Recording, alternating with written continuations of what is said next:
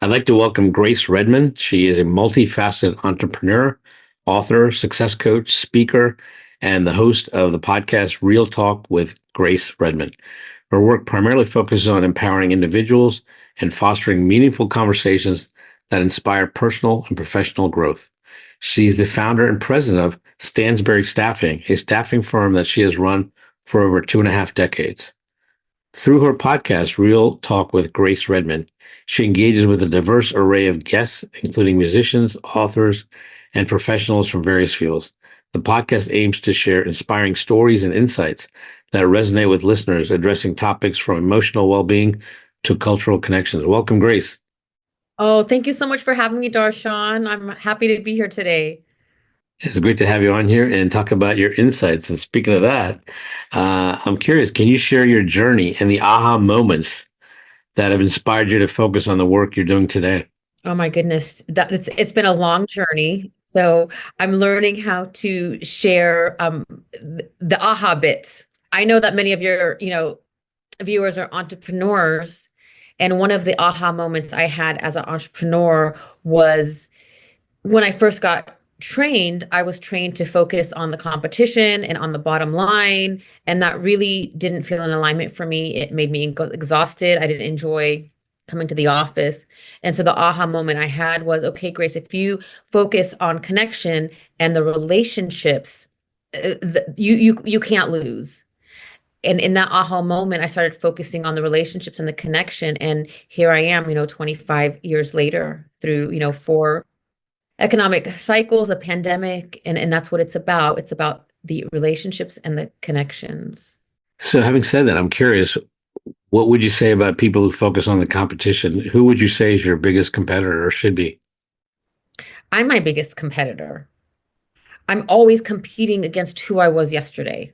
I know that sounds crazy.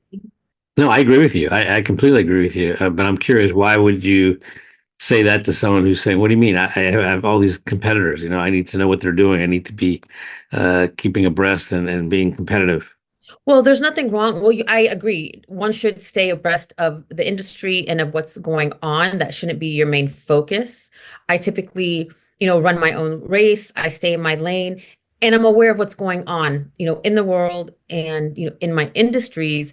However, I don't focus on it. I focus on, okay, what can I do today to be better and to serve my clients and my community better? Yeah, I agree. I think for me, it also kind of boils down to control, right?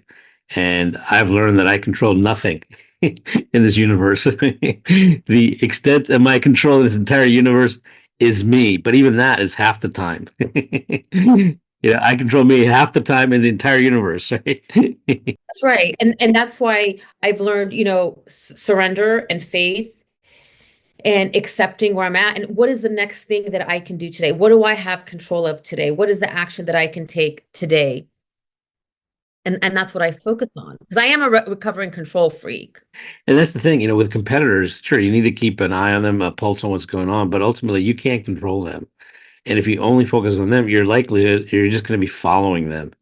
Whereas you're going to miss opportunities to, I think what we're going to get into here is about making connections and actually learning about true opportunities that exist that others have not uncovered or tapped into.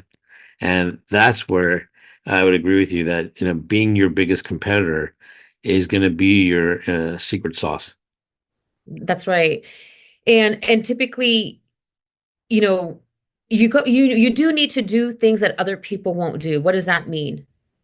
It means being, showing up more consistently, being more committed. Because what happens when you're following the competition, you're going to burn out at some point.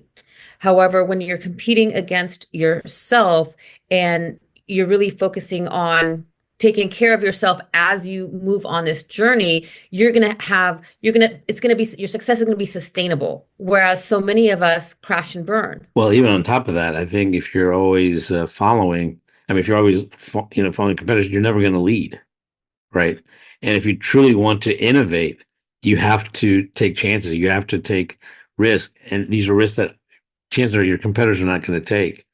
I mean, you can think of great examples. For example, Kodak. They actually invented digital cameras, but they decided not to do it because their cash cow was selling paper chemicals and all these other things.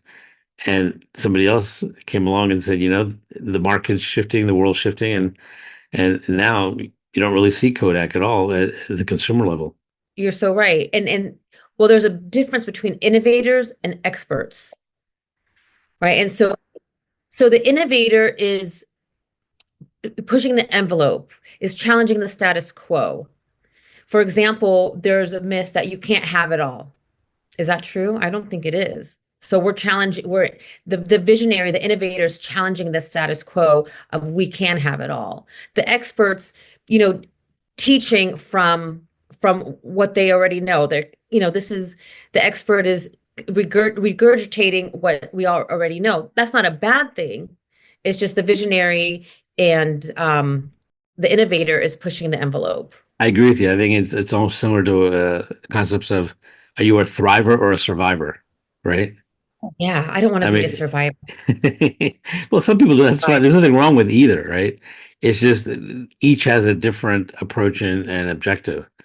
But to truly, I think, be ahead in today's marketplace, you have to be innovative because that's what's going to lead to differentiation and ultimately even customer loyalty.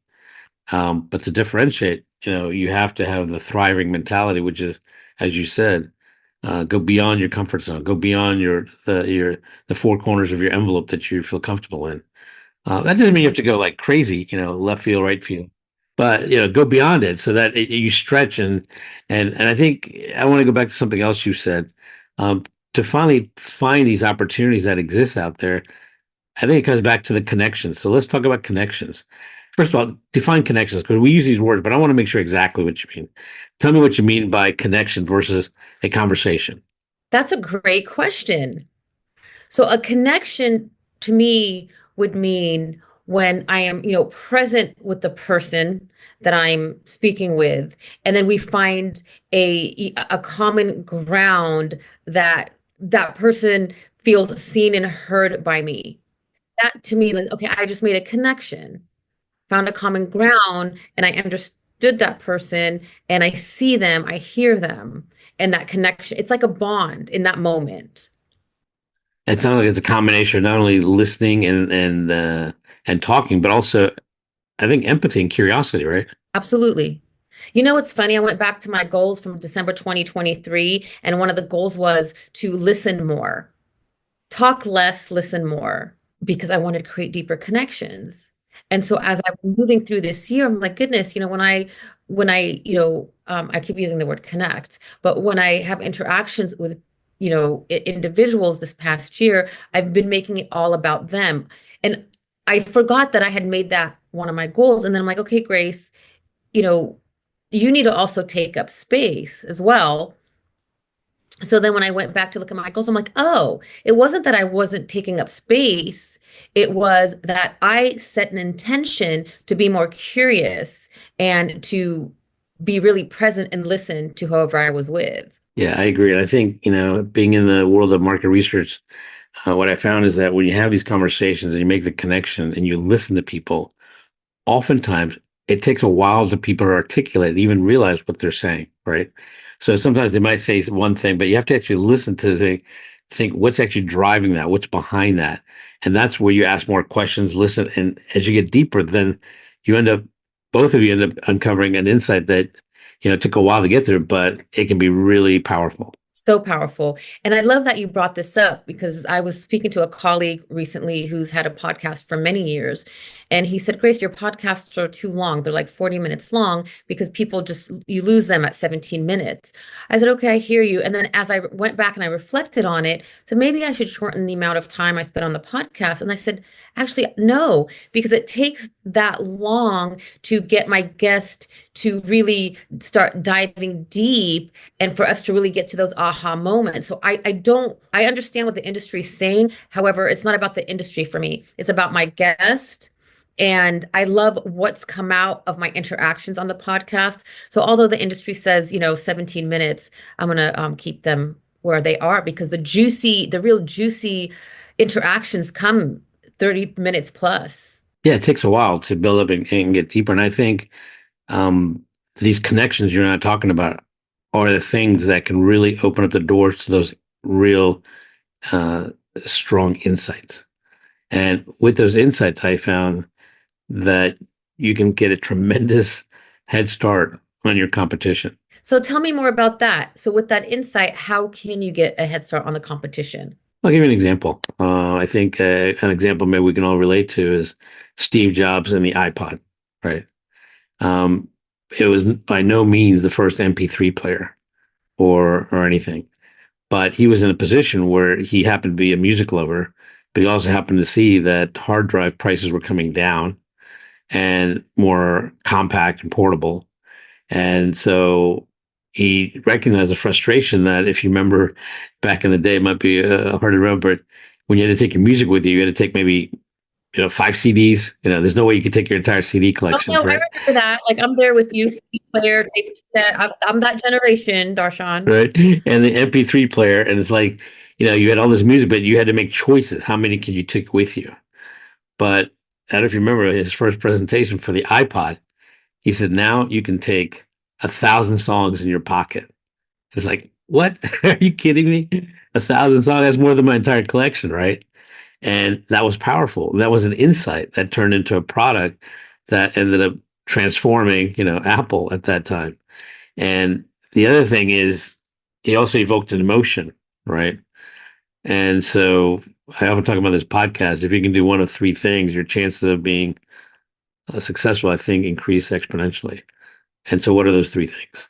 The three things are: if you can help people save time, money, or make it easier.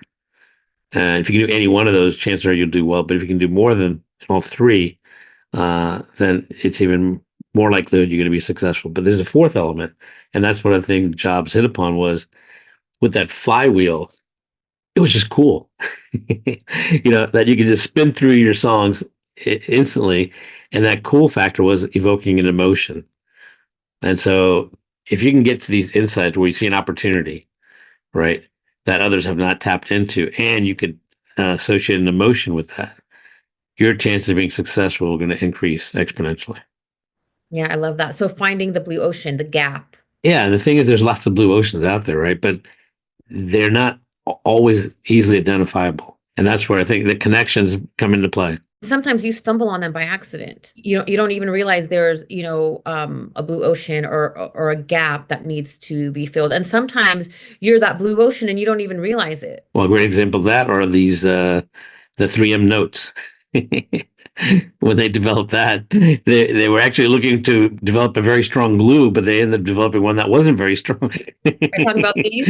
Stickies, yeah. Yeah, unbelievable story. Un And it totally Unbelievable. transformed, how people do things, write notes, and so on. But they're actually in path. But that's the thing. I think you're right. You have to be constantly curious, but open to potentially saying, "Hey, maybe I need to shift here, and this is more of an opportunity, or solves another problem." The insight is like gathering information. Well, even research. I think people talk about research, and often they think it's ivory tower, boring and stuff. But really, in its simplest form, research is structured curiosity. For sure. I mean, I'm doing research every day, all day long, which if you're going to make that gathering information, what does that mean? Like when I'm connecting with, people, I'm learning, I'm gathering information about personalities and what this person might like or what this or, how they used, their inflection in their voice. So I'm constantly all day long, like you, with different people. And so I'm gathering information all day long. So, what three tips would you give someone who says, I'm interested in making more connections? How can I make better connections? That's a great question. So where I would start is I would start with your own network, with your own community, and we call that the lowest hanging fruit because sometimes we get overwhelmed and think, I need to make these connections, I need to make these calls, but we completely miss out that there's, $1 million business within our own network, within our own community. So I would just start reaching out to your network and your community however that may look for you. I still like to do it through the phone. I know that might be archaic, but just start reaching out just to have short conversations. I would just say, ask the person, I just want to connect with you. I want to see what you've been up to. So it's not even like you're calling them for something. Just stay in touch with people in your network just to see what they're up to because you can gain a lot of insight from that as well. I agree. One of the things I've started doing quite a few years ago was I decided that whenever I meet somebody, I'm going to try to get to a position where I make both of us smile or laugh. And that requires certain things to be able to do that, right? First, it requires you taking the time to listen, to talk, but actually actively engage in that conversation, right? Which is what we were talking about earlier, listening. And if you can get to a point where you can both laugh or smile, to me, that's a win-win. Absolutely. Absolutely. Well, you talked about earlier invoking emotion. Right. And so people make decisions based on emotion. Absolutely. I mean, 95% of the decisions you make are made by your subconscious. And a Right. lot of that is driven by the emotions that you're feeling or being evoked by whatever you're doing. Right. And I'm going to remember how you made me feel, Exactly. whatever that was. And usually it's good. If it's not, then I'm going to be like, oh no, I'm not going there again. So, when did you come across this revelation about connections? And was there a specific aha moment that made Mm. you realize this? I think my entire life, maybe it may have been innate. However, as a young girl, I think I learned how to connect with people as a young girl as a way to survive. And I just carried it into, my adulthood because that was the way that I could be seen. If I connected with you and I listened to you, then you would see me. And so I think it was started as a survival mechanism, and I just carried it into my adulthood, and it worked for me. So, you've seen firsthand how customer expectations have changed over the years. And I'm curious, in your view, what are some of the most significant shifts in how customers' expectations have changed? And, how do customers today expect to be engaged? I mean, my experience over the last several years, the customer experience hasn't, if I'm the customer, my experience has been transactional the last several years, many years. And so that's how I feel it's changed. In the past, I felt it was more personal and then it's become more transactional. So if we can take it back to become more of a personal interaction, because now like we have, the internet and social media, and so everything is so fast, it's become transactional. So I believe that the customers now are expecting more of a personal interaction as opposed to transactional. So if you can somehow provide your client, your customer with an experience that feels unique or that makes them feel special, then you're winning because every day we go out, it's transactional. When I call, a company that I might have a question, it feels transactional. So in those few moments where I have someone on the phone with me or in present with me, that's making the experience more unique or more personal. Oh, I remember that and I'll go back to that. And I absolutely make an effort to create that experience for not only my clients, but anyone that I come in contact with, throughout the day. Because you never know who will be the next client. I agree. I think it's this human connection. I think even in this busy world we're all living in, we all seek that human connection. And I agree. I think people are buying experiences these days versus just products and services. Yes, I believe so. Just creating an experience for your community and your clients. And that's why for me, I used to beat myself up and how come I didn't have more offices? I saw these other entrepreneurs who started staffing the same time I did have several different offices. Or because I started the coaching side of the business 10 years ago, I've seen coaches, have, multitudes of platforms. Well, for me, my businesses have always been boutique because I know all of my clients. I know their names. I know what their personal, backgrounds are because I can have more of a connection with them. Because if I, that's why I chose to have my businesses be boutique and keep them, small. Well, I mean, not that we're small, but we're a very successful seven-figure business, but I know who my community is, who I'm serving. Right, because you've made a connection with them, and now it's gone beyond that. It's actually a relationship built upon trust and feeling that, you have each other's back, and that makes a big difference. For sure. For sure. So I'm grateful that I made that decision. Speaking of this, connections, emotions, I actually recently got into the restaurant business, but I had two simple objectives for my team and what we're doing. One is to delight our customers, and two is to try to evoke an emotion with every dish that we serve. Because you know what happens if I can evoke an emotion with every dish, what's the likelihood they're going to do two things pretty much immediately? And what are those two things? They're going to come back and tell others. And that's what's happening. And, knock on wood, we're still at a 4.9 uh, ratings out of five. But it's the hard part is getting to that emotion, right? Evoking the emotion. But once you do, if you really think about it, it's the core of the beginning of the domino effect. So And tell me what the domino effect is, for example. well, like we just said, I mean, if you can evoke an emotion, whether it's in food or whatever, then chances are they're going to want to either come back and also very likely to tell others. And that's the Yes. domino effect, right? Yep, the social proof. Right. And that just keeps happening. That's ultimately what everyone's looking for is word of mouth. I mean, what is word of mouth? Word of mouth is to me a domino effect. Yeah, I love that. I love the metaphor, the domino effect. You're right. And that creates the momentum. One of the things you often talk about are personal limitations and self doubt. And that breaking through this is a key. Uh, how do you recommend people go about doing that, breaking through self doubt and the limitations people impose on themselves?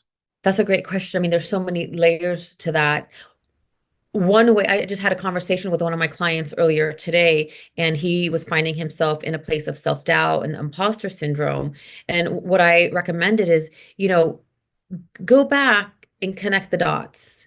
You are a very successful person. And go back and see, what you've accomplished and how far you've come. He said, yeah, I've made it through, a divorce, through several economic, downturns in my business. And how do you feel now with your self-doubt? He said, I feel I don't doubt myself because I've been there and done that. So one way that I recommend my clients to overcome the self-doubt is look back. What have you overcome? You've done hard things already. If you've come this far, what makes you believe you can't go from here to there? What else can they do? They can also, again, like you said, we're the ones that are stopping us from going to that next level that we want to elevate. And what I invite my clients to do is let's look at the stories. What are the stories that you've been telling yourself to this point? And we really dissect those because within those stories ties the belief system. And oftentimes our belief system gets us here. However, by the time we're in our 30s, 40s, we start feeling unfulfilled, exhausted. And then when we go back, we realize, okay, the belief system that made us successful is not going to get us from where we are now to our future self. And typically, our belief system creates our outer success in our businesses, in our material wealth. However, once we start feeling, that void and that emptiness, it's time to look at our belief system because that's not going to get us to feel fulfilled. Then we have to write a new story. Hey, you're actually making me think. And I think one of the things I felt and I've learned is that a lot of times we get too involved at the micro level of things, right? But you need to step back and look at the macro level, just like you told your client recently. Look at your history, look at the dots you've been doing and stuff. And I think as you age and you get older and you have more experience, one of the things you recognize is that half the battle of business is perseverance. Absolutely. Not giving up. Being a persevere, like I'm not giving, I'm like Rocky, I'm so glad I watched Rocky Balboa when I was 8 years old. Because I learned like I ain't going down. And once you know that, you also know something else. There's always cycles. Yeah, we're in a cycle now. And Of course. and the way that I'm navigating the cycle today is very different than I navigated the cycle 10 years ago. Give me an example. What do you mean? Because 10 years ago, I was still in a place of fear. And then, yes, I was very successful, but I still hadn't tapped into, my internal success. And so now, we are in a cycle. Gratefully, in those 10 years, I was strategic. I kept learning. I kept being curious. I made decisions and took steps to be prepared for the next cycle. So now that we're in this cycle, I'm just writing it out, connecting with my clients, you know, creating new programs because we're always going to have cycles. What cycle do you feel we're in right now? Well, for me, in the staffing side of the business, we're definitely in a cycle. I haven't seen the business like this in 25 years. And, I've connected with colleagues in the industry. They say the same. I'm grateful that I've been here 25 years, so I'm still, um, okay. However, I know we're in a cycle. It's our numbers are very different than they were, last year and the year before.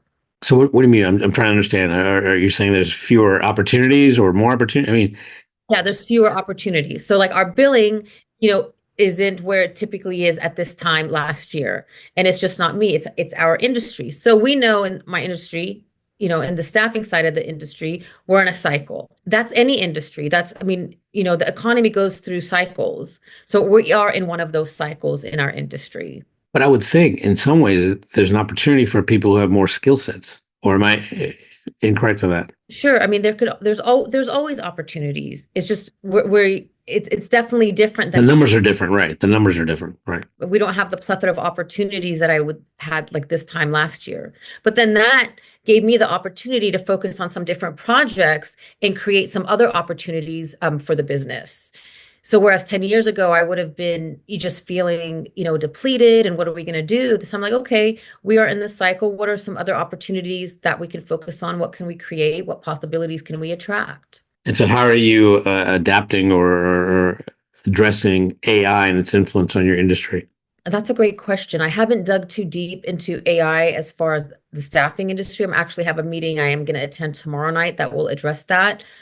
But I think AI is going to open, so many possibilities. I know there's a lot of fear around AI. However, I believe that it can help us in so many different ways, and it'll open up new employment opportunities as well. It's just we may not see it yet, but it's coming. Yeah, I think AI is definitely has, like anything, there's opportunities and threats, right? But I think the opportunities are AI is going to really require even more talent that knows how to ask the right questions. Because AI is only as good as its ability to be prompted and cued for what it is you're trying to get out of it. That's right. It's in the questions. But isn't it interesting that it's also in the questions, as a success coach, the magic comes in my questions to my clients. As an entrepreneur, like you said earlier, the insight is in the conversations. And in the conversations, you're being curious and asking the questions. So isn't that I just picked that up. Like that's pretty ironic. I would say we have an aha moment. I think so. Bam, we just had an aha moment. No, but you're right. A lot of it is in the questions, right? And the funny thing is being in research for many years, often I don't know the answer to the question. I just have a sense that this question could lead to an interesting area or conversation. So I think people need to realize when you're asking questions, you don't necessarily need to know the answer. In fact, you're better off asking questions where you don't know the answer, because that's when you get into some unexplored territory. But you have to be willing to go there, and you're not sure exactly where it might lead. But the thing is, it often can lead to some interesting things. For sure. And oftentimes, if I don't know the answer to a question, I research it. The Google is amazing, YouTube is amazing. And it's funny, the other night my family was watching television, and I really don't watch television. Sometimes we sit and I'll watch something with them. Then I'm like, gosh, what do I do? And then I'm like, well, I do a lot of reading and a lot of research because I don't, the older I get, the more I realize the less I know, the less I know. So I'm constantly on a quest to quench my curiosity. And the thing is, once you realize the less you know, the less likely you're going to want to try to exert control over things. I think that's been the most incredible, it's been such a journey. And one of the most incredible things is just surrendering that control. Because you said earlier, I can't control anything. I can't even control my kids, my husband. How am I going to control anyone else? Well, you can't So control yourself all the time. that's it. I I mean, can't I control can't. myself.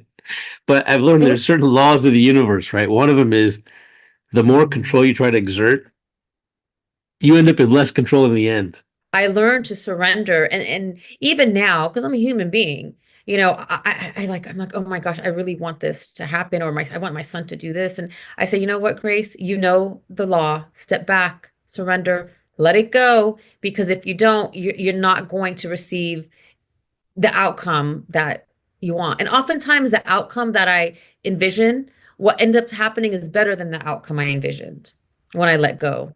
It's law. You surrender and you're in a place of acceptance as opposed to resistance. Well, I think it goes back to the other thing. We often think we know a lot, but we don't know a lot. And so you can't anticipate all the ifs, when, and what's going to happen, right?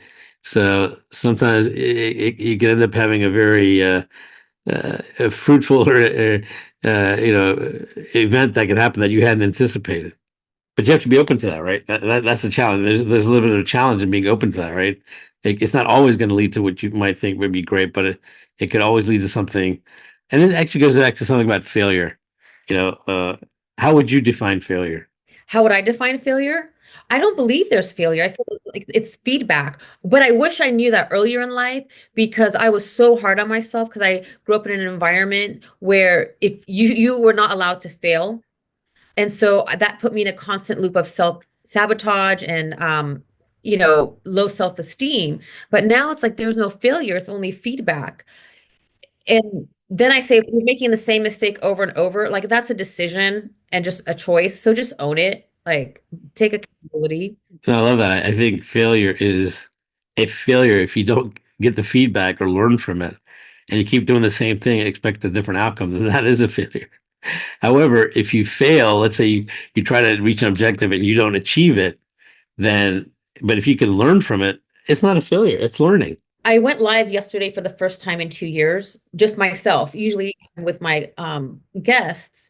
And I didn't say the right things. It was a mess, you know. You know, I however, I learned, I'm like, okay, I just need to focus on a few certain points. But the beauty is my intention was just to show up, and I showed up. And then afterwards, I learned, okay, next time I'm gonna do, I'm gonna pick a couple of points and focus on those points. So it wasn't a failure. The intention was to show up, and I did. And so what if it was a mess? It's how you learn. So you often talk about, I think, on your podcast about authentic storytelling and meaningful conversations. How has your experience with storytelling impacted the way you approach customer experience? And what advice would you give to others about using storytelling as a tool for building trust and connection? People love stories.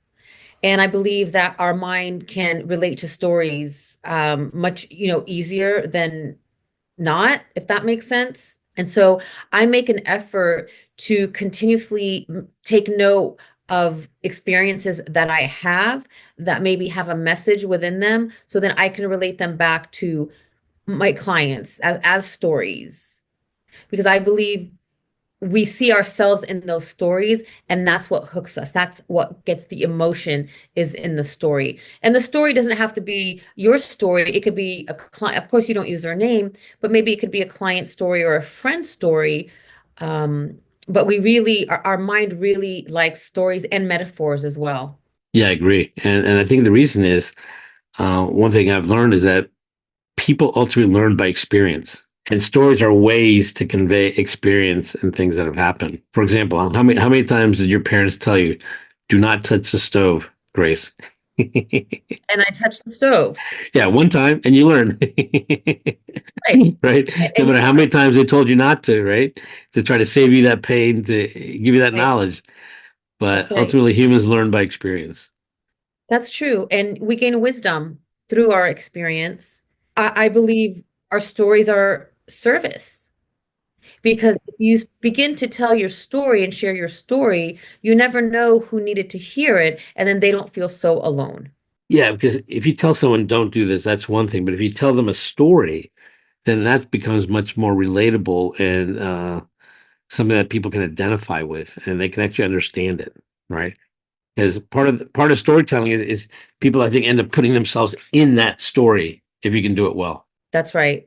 And so I think storytelling, there's some amazing storytellers. That's an area I definitely want to improve on in 2025. It's funny, I was just talking to my coach about this today, because I always want to listen to the other person. I go through whatever I'm sharing really quickly. So my storytelling doesn't have depth to it.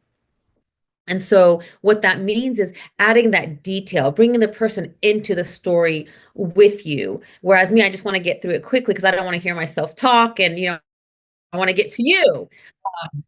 So I'm working on that, just really the depth in the storytelling.